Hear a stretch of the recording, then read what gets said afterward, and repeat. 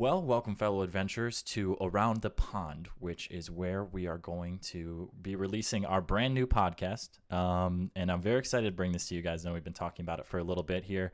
Around the Pond is meant to be a conversation with myself, our weekly special guest, and the community. It's going to be very community driven, which I think is going to be the really cool part about Around the Pond. And this week, our very first show and very first guest is basically the uncle of D&D, which I agree, and I love that. And he has been a mentor for me while I've grown up in the RPG industry.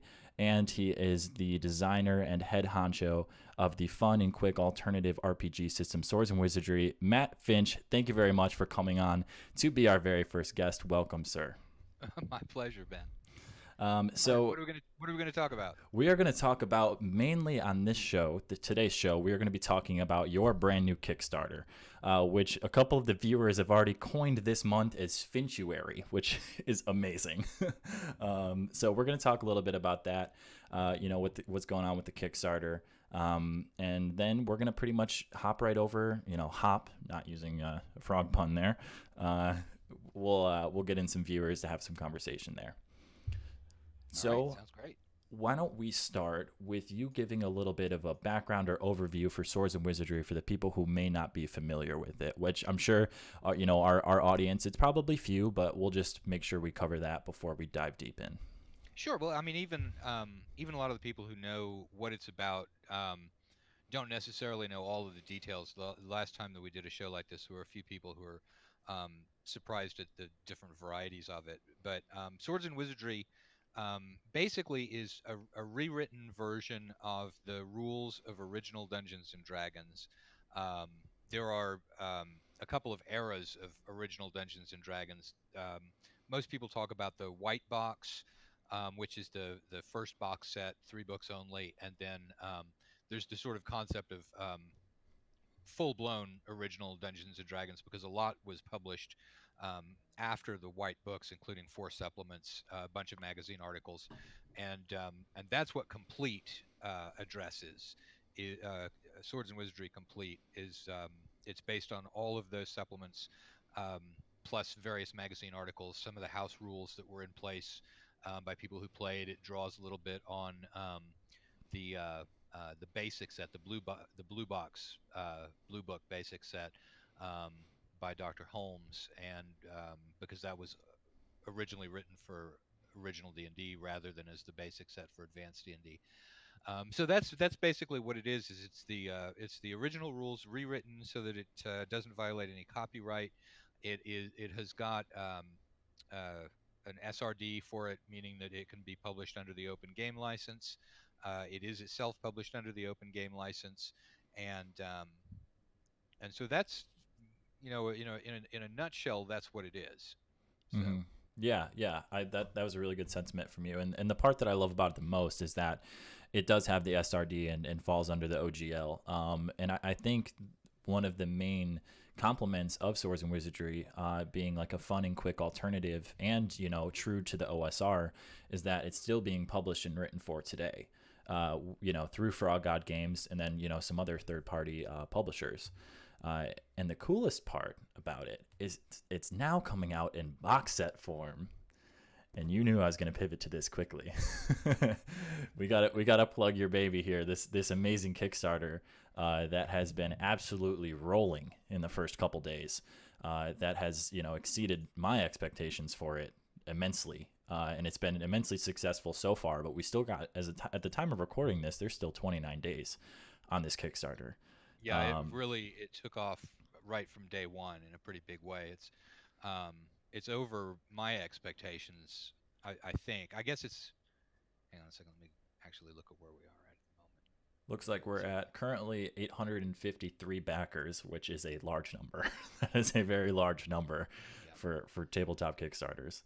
yeah, it is. And so we're at. Yeah, my estimate for what the whole Kickstarter was going to be was 65,000, and I took my guess at 800 backers, which are two numbers that don't actually, you can't reconcile one with the other, but those were sort of my guesses. So we're past the number of backers I was expecting already, and we're coming up on the dollar maximum that I thought we were going to hit for the whole Kickstarter. So it's a good feeling. It's nice to see it getting so much support um, from the community because it's a relatively old game. It's been around since 2008. Like you said, there are a Sure. bunch of third-party publishers who've done stuff for it. Silver Bullet does, and I'm trying to think what Jay Libby's company is. Dilly Green Beans or something like that is Hmm. doing stuff for it.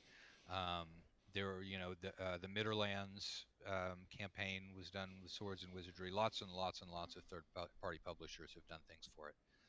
Um, so Yeah, and this box set is only going to enhance that, that I feel like the impact at the table, of having these little digest sized books. And that's what the box set is. So it's a digest sized box, correct? And we got some digest books inside of it as well.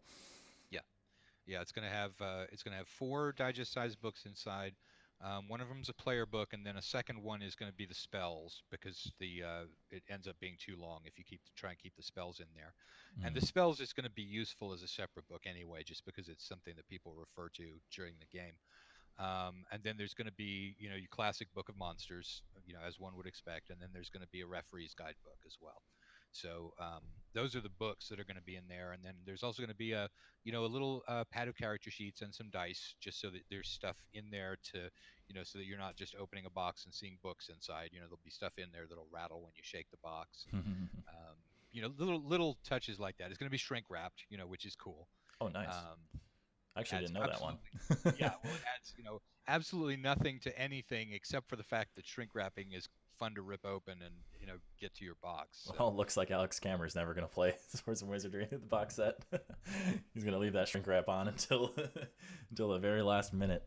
if I ever have one of these in hand when I see Alex, I'm going to tear open the Oh shrink God, wrap yeah. Oh in yeah. front of. I picked up like the collector's one, the brown, the wood grain box. So I think I should actually just bring it to Gamehole and not even touch it until then, and just open it right in front of him. I think that would be fun for him, fun for Yeah, everyone. it would. He would enjoy that greatly. Well, I think that was, yeah. See, I here we think are.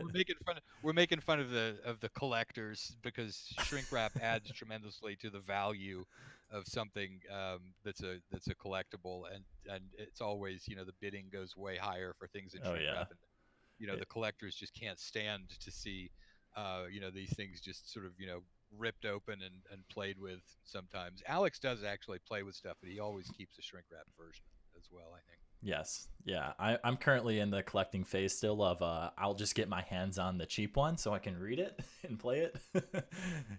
That's good enough for me in my book. But I hope one day to get to that collecting status of Oh, being I able don't. to rip I them you up. know I will Yeah, buy you have. Yeah.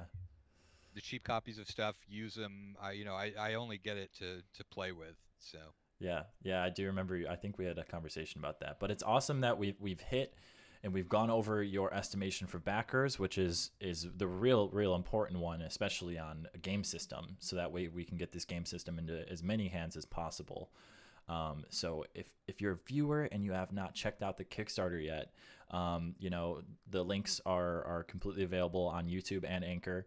And as we're speaking right now in the Discord, I will go ahead and post a link there if you have not checked it out yet. But there are two different boxes, the limited and the collectors, right? So there's like the normal box set, and then there's no, the it's wood just grain one. regular and collectors. Yes, regular and collectors. Um, the collectors one, as it's looking right now at the time of recording, we only have 46 left available, it's going quick. So if you guys want one of the wood grain boxes, you're going to want to hop on that. But just for confirmation, they are the same completely except the exterior box, right? Yeah, there's nothing. It's not a deluxe set. It's just a collector set, and it'll have value to people who played in the past because it resembles in a lot of ways the wood grain box that original Dungeons and Dragons came in.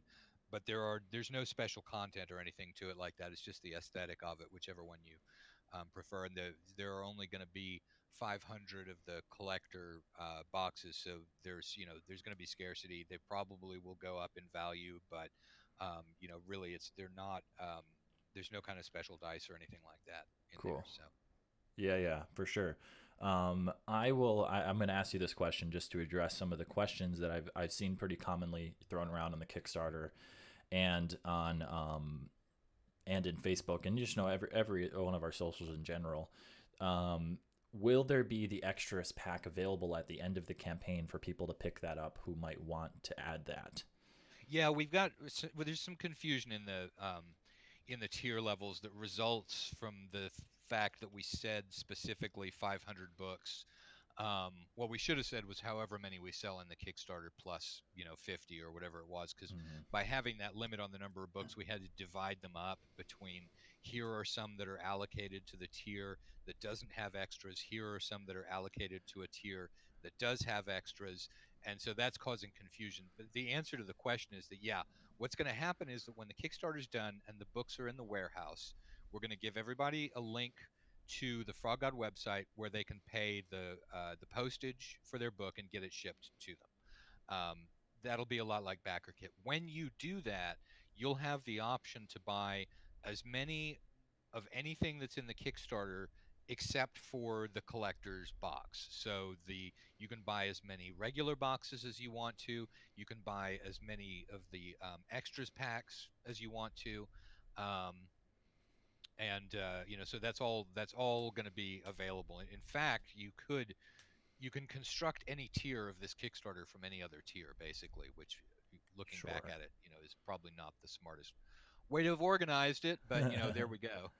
Yeah, yeah. I mean, so that's good that people will be able to have access to the extras pack, and I bring that up just for anyone who may be unfamiliar. The collector's box set, the wood grain one that we were talking about, that was a tier in and of itself, and then with the extras pack. But the one with the extras pack sold out virtually immediately. I think it was day one. It all sold out. Like I went to class in the morning and thought, oh, I'll get that later. And then I think I got home from class and I was like, oh, it's gone.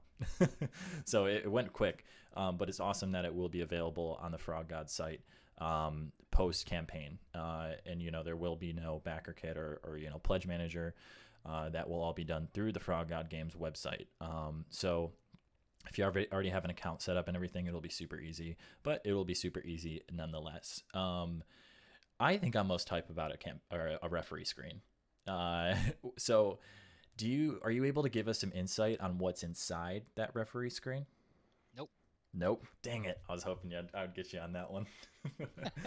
No, we haven't done the layout on it, and it'll be the regular tables on the back. The real Sure. key in doing a referee screen is the layout. This is one of those lower screens that you've probably seen people using at conventions more recently. Mm-hmm. It's about the height. I think it's 5.5 inches tall, which I think is about the height of a CD case, and it's longer than you normally see. It's very long, um, Good. and so and I happen to like the lower DM screen. I mean, I'm sure that there are two schools of thought on this. I happen to like the low ones because you can see what's happening on the table in front of you more easily. Um, and I think some people like the taller ones because obviously the lower one they might be able to see the southern end of the map at the end of it. So it probably Right. has a lot to do with what kind of stuff you like having in front of you as a DM. But I like the lower ones, and I was pleased that we were going with that.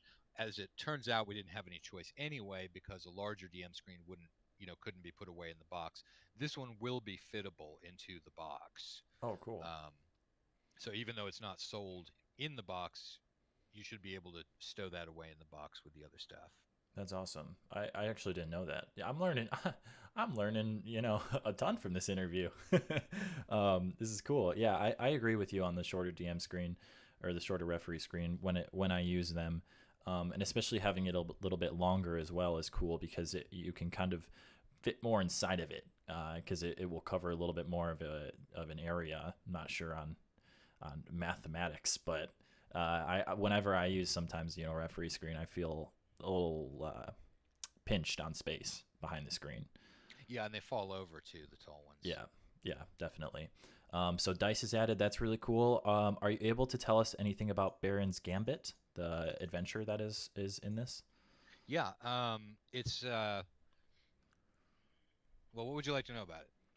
Just I actually gave way too many spoilers on the Saber Die podcast, but I'm kind of excited about the way that this module plays out because um, it looks absolutely right at the very beginning like it's just another bug hunt. It Sure. really you figure, okay, well, we've got bandits raiding a village. Here we go, and it's not that at all. And I think that the discovery of how it's not like that is going to be a fun thing for the players to unwind. Sure. Yeah, that'll be super cool. So is it like a lower level adventure then, sort of like, maybe like the beginning of a campaign? Yeah, it's your obligatory first level adventure. I actually like Sure. writing low level adventures more than high level adventures, but yeah, it is. Um, at least it's planned for being just a first level adventure. I've done a couple of them that kept creeping upward in difficulty level, but um, when you sell the rules, you pretty much need to come out with a low level adventure for them. Exactly. Yeah, that's what I was assuming it would be, but just to cover all of our bases, I make sure to bring that one up. Yeah, So what it's not going to be is it's not going to have yet another long-winded explanation of how to play old school, sure, D&D or how to play Swords and Wizardry and blah blah blah. Because I'm done with that. That's getting a little old from module after module. definitely. And the cool part about Swords and Wizardry, and I will ask you if this is going to make it into the layout and cut of the box set, but in the Swords and Wizardry complete rulebook, there is a example of play in there. So if someone needs to refer to that, will it be in the box set as well? Yes, yeah, I will. I mean, it's not Uh, going to be in any special place, but it is going to be sure. part of the. It's part of the. Right now, it's part of the player book. The player book is looking a little bit long. Um, I'm still going through it and seeing whether there are any portions that make sense in any of the other ones, or we're going to have a real big player book and small versions of the other ones, except for probably the monster book. Cool. Yeah. So if someone needs an example of play, then there will be availability within the box set itself to to figure out specifically how to run Swords and Wizardry in a table setting. Um, so we are actually we're rolling through stretch goals as well, and I really like how the spell books are separated into Magic User, Cleric, Druid. I think those are really cool, really good idea. They are PDFs, correct? They will never be physical copies Well, we're not saying they'll never be physical or copies. never. Yeah, They won't be in the Kickstarter sure. because anytime that you add a bunch of this is a very common mistake that people make in Kickstarters is that they start making more money than they expect, which we are doing at this point, and they start getting very excited and throwing out new physical goals. And even if that doesn't break the bank on what you are doing, every single additional piece that requires an additional supplier for it um, adds geometrically to the likelihood that your Kickstarter is going to run into some kind of trouble. Like for I think it was the Rappanathic Kickstarter, we promised some dice, and those dice for whatever reason were 3 months late getting to us, and so just the dice delayed that entire Kickstarter for 3 months. Hmm. And so we always try and avoid doing stuff like that, but we are planning on publishing whichever ones of them seem to be the right ones. And so far we haven't sat down and had a talk about it, but some of those, yeah, will probably go up as Indiegogo's. I don't think another whole Kickstarter would make it would be weird to just do supplements in a Kickstarter, but Right. so probably on Indiegogo or just by letting people know about it in the Frog God newsletter. But some of those probably will show up as being things that are done in physical form, just not during the Kickstarter. One thing that I need to write an update for the Kickstarter or something is that this is not just a box set out of nowhere. We're planning on um, tailoring the entire Swords and Wizardry line that follows this according to the same sort of specs. We're going to do modules in digest size. We are going to continue coming out with these supplements. Some of them will be more monsters. Some of them will be possible optional rules, so on and so forth. But this is the beginning of a true Swords and Wizardry product line, and so that's the approach that's going to be taken. We've got a couple questions here about the Indiegogo, that we should print more than that for the Frog God Games store as well. Yeah, we do that. Traditionally, in our Indiegogos, we don't overprint very much. In this case, because the idea would be to build up some inventory and things, we would overprint. We would keep them available for sale in the store. But that's a good point. On the regular Frog God Indiegogos, we do not overprint for inventory. On these ones, I think that we would. So Yeah, that makes sense. Just to keep it keep it available for the long term, whereas the regular Indiegogos are a little bit more limited in the print runs. yeah. Definitely. Um, so is just I'm just sort of asking little broad questions just to make sure that anyone who's unfamiliar with Swords and Wizardry or familiar with Swords and Wizardry, just we cover some base answers. Is there any changes from the complete rulebook to the box set as far as like rules goes? We're going through and checking for some errata, particularly the movement rules. But that's the only thing would be errata, because this is already a retro clone, call it a rewriting of original D&D. So anything new that we throw in there would be objectively wrong if it weren't there in Right. original D&D. So that's why the focus for these supplements is on optional type rules, because obviously anybody who plays the game is going to be tinkering with it. There are a few, true ambiguities in the rules. We left those in purposefully because they were in the original. Um, and then a lot of people don't use the three alignment axis exactly the way that it's in there, because that being that there's law, chaos, and neutrality, per the Michael Moorcock books and a lot of the other books that were being published that D&D was based on.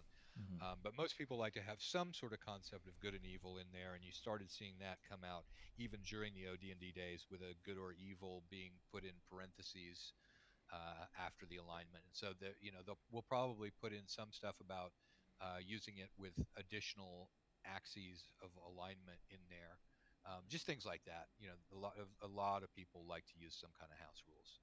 Sure, definitely, and that is like the number one praise that I get about Swords and Wizardry. When I went to go create the Swords and Wizardry Kickstarter video, I reached out to some people to have some video submissions, and the common theme around all of those is that it is like a simple system that creativity is pushed and encouraged with it. So you keep the rules simple, so that way the referee or the players, and you can really make it your own at the table, which I think is really cool and noble of game systems to do. Yeah, absolutely. I think that you don't want you never want rules to be constraining in a game like this, and um, certainly with the added complexity of later editions of D&D, they can be seen as being more constraining. Yes, definitely. And having, like I said, a simple rule set is the easiest way to do that. Well, I think we have pretty much like cleaned up quickly with all the questions that I specifically had for you.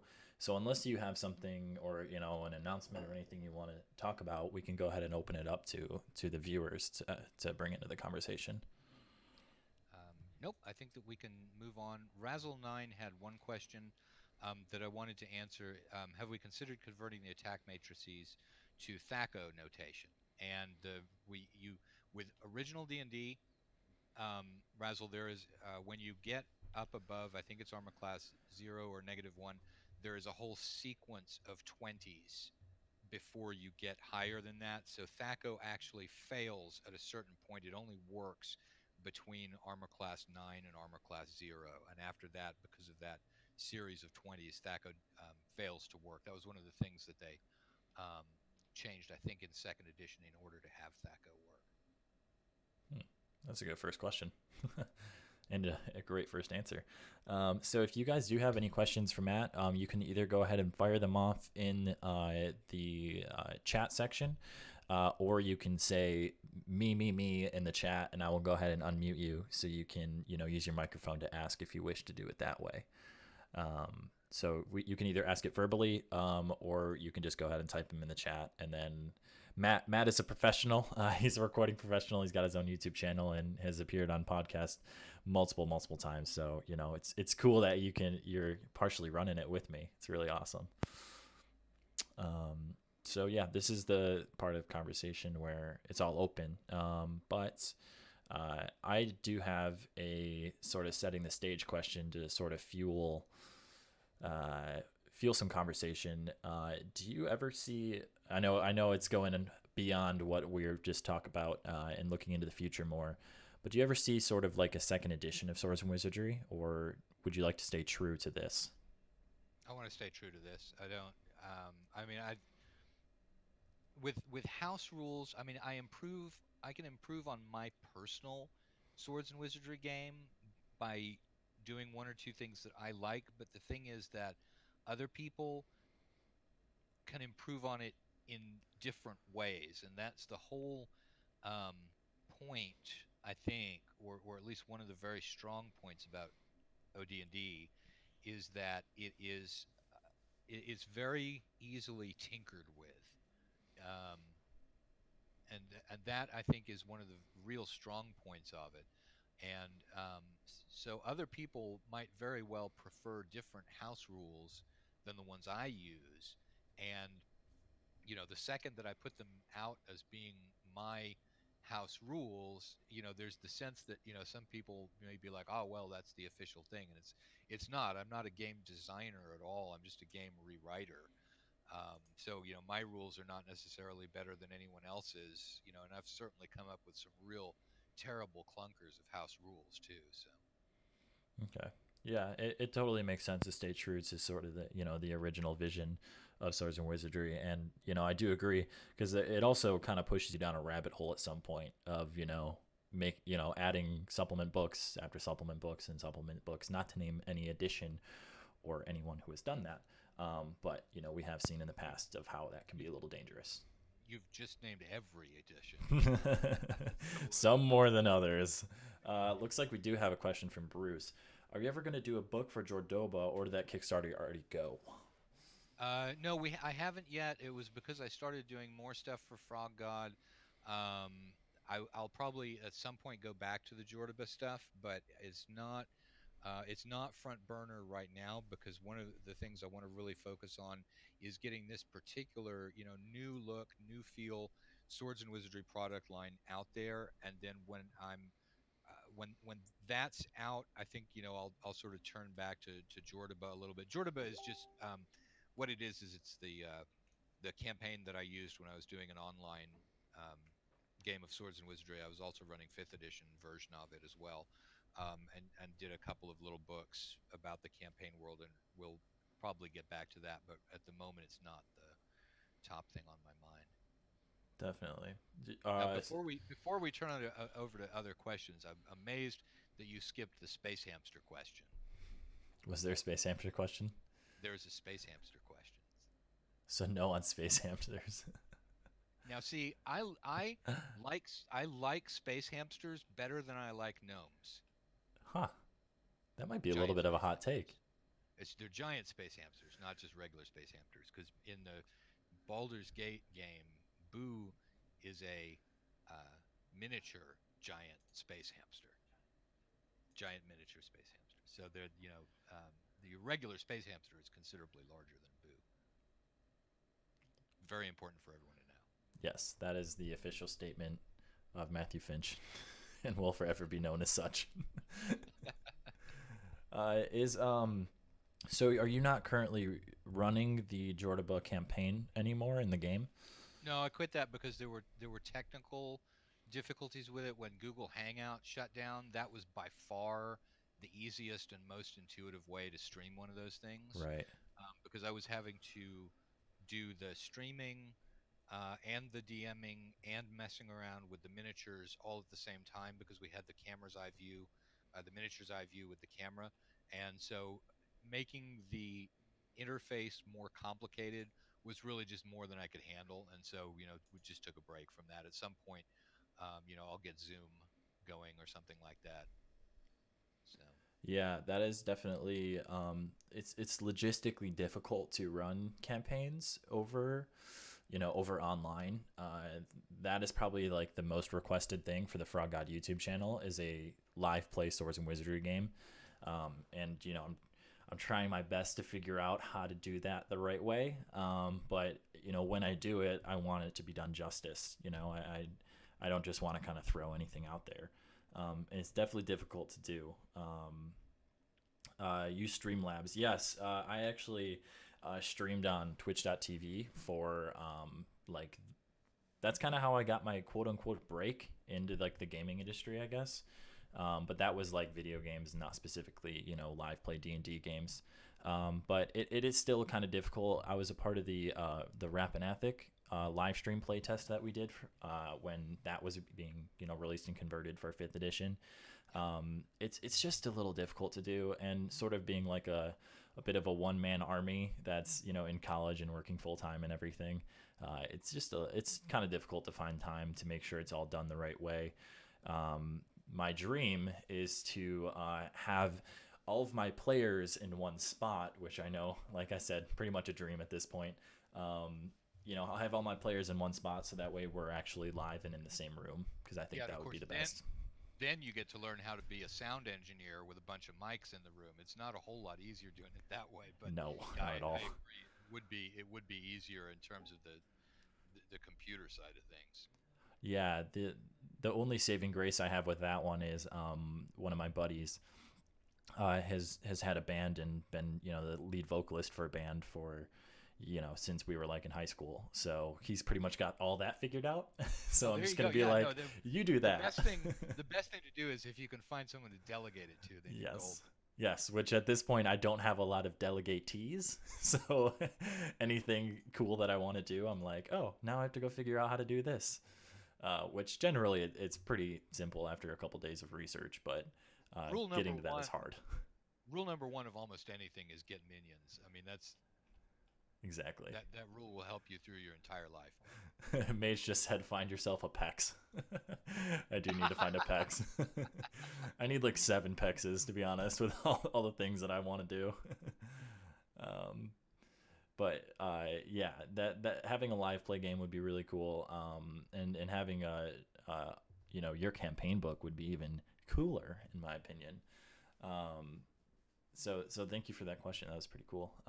If anyone else has questions, please feel free to fire them away.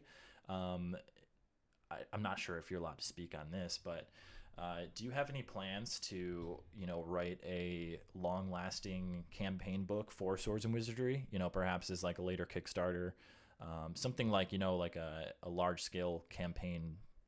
Wouldn't be hardcover book, or maybe it would be hardcover book.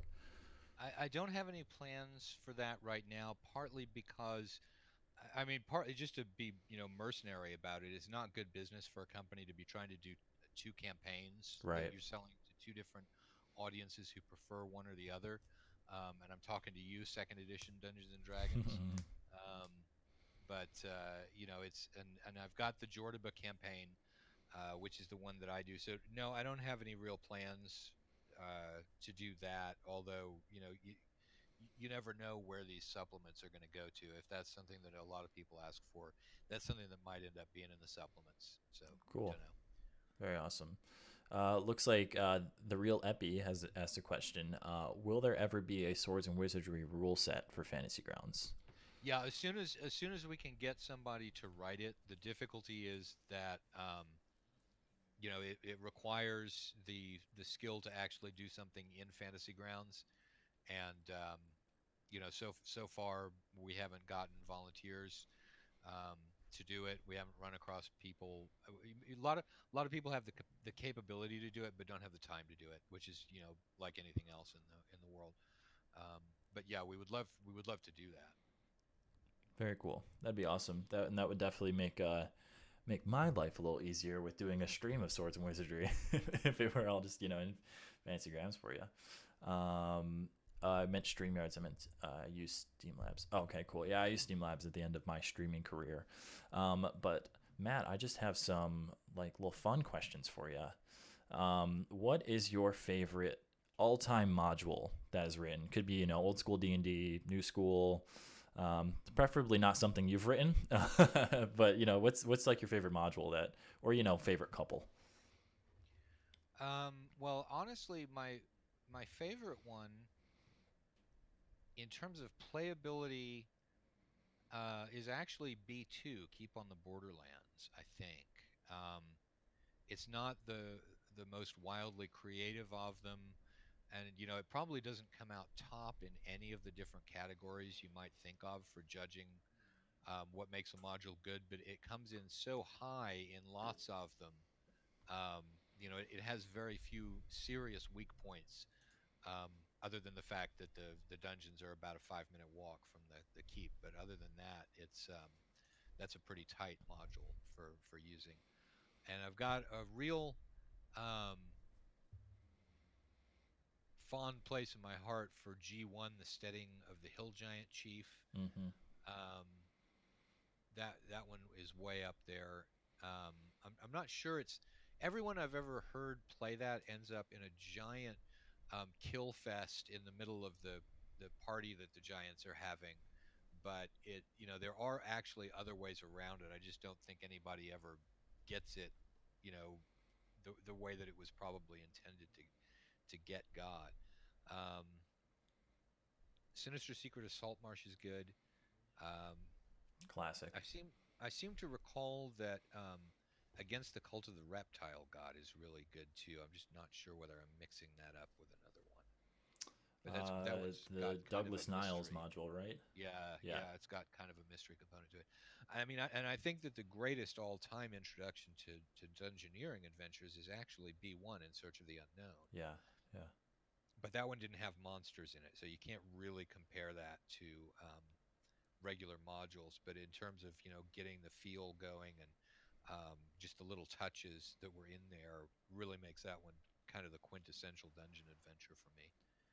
Yeah, no, I agree as well. That was actually the first adventure that I played in as a player, and then it was the first one I ran for my friends. They got slaughtered, and then we pivoted to Keep on the Borderlands, where that was like where our first AD&D one kicked off. So that's cool that you brought those up because I was going to have the exact same answers. Really? Yeah, yeah. Yeah, Tomb of Horrors is neat because it's got the pictures and uh, Hidden Shrine of Tomoe-chan. I get that mixed up because it's Lost Tomoe-chan in the You're right. Yeah. convention version. But that one's got, I like the pictures being used as the clues.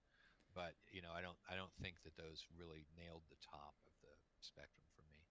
Jeff C has a question about whether there's a list of conventions that contain organized swords and wizardry sessions organized by Frog God Games. It's really interesting that you would use the word organized twice in there because I would not say Disorganized. that I would not call organized a word that even really applies to swords and wizardry sessions, but um, there's kind of an informal name of Mithras Tower that comes out of it's a continuous convention-only campaign that I've been running for many years, in which you can actually keep your character from one session to the next, and you can level up and keep your magic items. And so it's been sort of a continuing exploration of a mega dungeon. And so I do that every year. Bill Webb runs games every year at conventions. Um, Douglas Zielsdorf, who is on here last laugh, um, runs games as well that are in the same campaign. Um, and I think that other people click in and out. We don't have a specific list. Um, this year, I'm going to North Texas RPG Con. I'm going to go to ReaperCon. I'm going to TotalCon in like 14 days or something like that. And I go to Gamehole Con. And I think that Bill has almost the same schedule. Like I said, I think he goes to GaryCon as well. Um, so we don't really have a list of where those are. We've never really put that together, but I agree that would be a good idea. Yeah, we definitely need to get a. Nah, it's one of those things where like, yeah, we didn't think of that, but that's a really good idea. That we should, Lists, have a list. like I said, lists are also they're sort of like there with the word organized, is that they don't usually work. We have the real point. Okay, Night Below. I also haven't. I should name is one that I've never run or played in, but really liked it when I read it. Is Lost City of Rahasia, Hmm. and I think that's not from one of the advanced D&D ones. I think it's from one of the basic or expert type sets. But that one is really cool. I can see an awful lot of stuff that you could do with that. So Yeah, definitely. And yeah, those are good points for the modules. Thank you for your answer on that one. But even cooler that we got the disorganized play question, because that generally comes up in every single conversation that we have, via podcast form.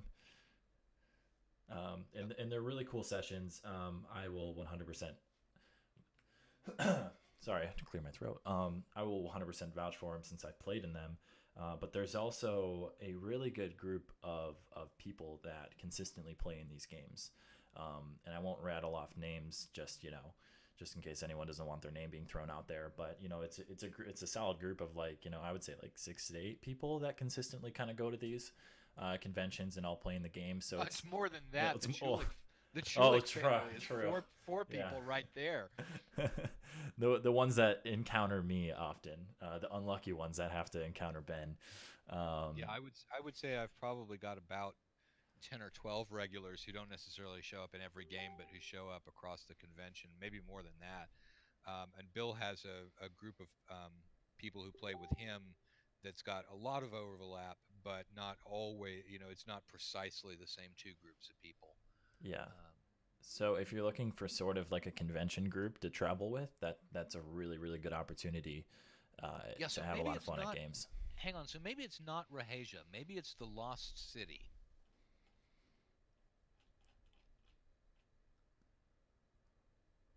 I don't know. I'm not sure either. This is why we have friends to help us. Yeah, if not, we'd just be two fools.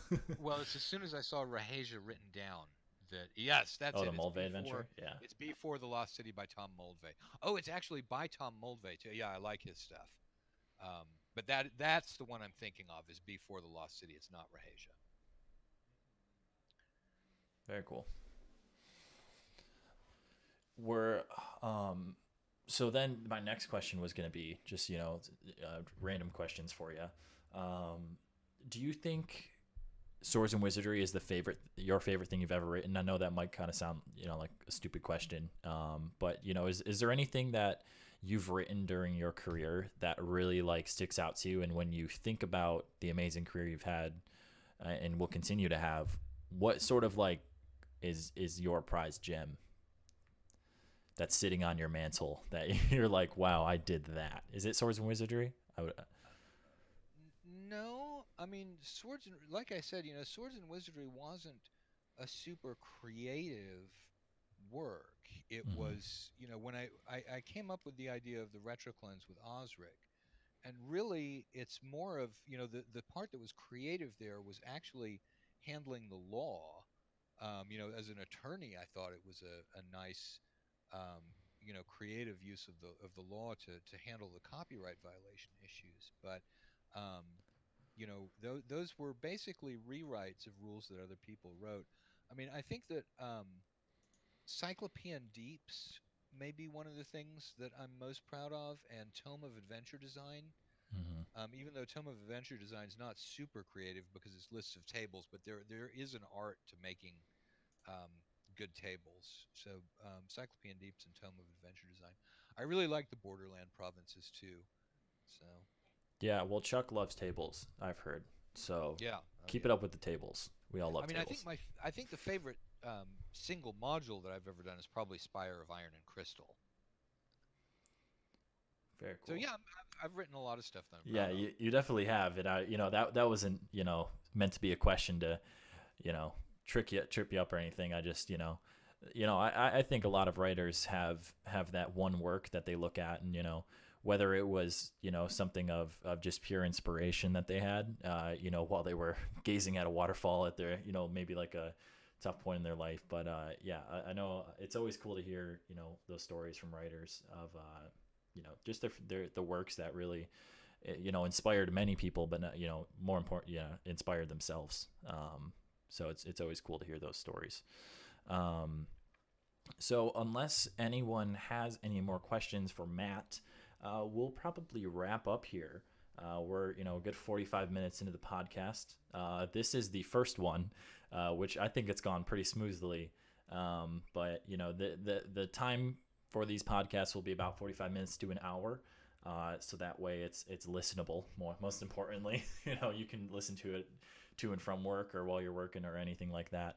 So unless anyone can fire off a last minute question, or Matt, if you have anything else to say, we'll probably just wrap up here. Nope, I'm good. But we do have Doug and Bruce both typing, and now Mage is typing too. So we may get a couple questions. All right, Doug is just saying thanks, guys. Mage is just putting up some links. Bruce is asking whether I've run Cyclopean Deeps. I've run a couple of the areas in it, but by no means the whole thing. It's an enormous sort of underdarky, except not underdarky sandbox type of thing. And I've run bits and pieces of it as play tests to make sure that it worked, but I've never done a campaign through it. So Looks like the last question is, have you seen Old School Essentials? I haven't had a chance to take a look through it yet. I've heard really good things about it, especially in terms of the way that the layout and the explanations of things are done. But I haven't got my hands on a copy of it yet, so I haven't had a chance to see it. Yeah, neither have I. So unfortunately, I can't speak on that one either. But I know I do have a copy. It's just moved to school in Florida, and I can only take so much of my gaming collection down with me when I'm moving from Naples to Disney to Michigan every 6 months. Is Sure, for some sure. reason how my life has gone. But I have heard very good things about it.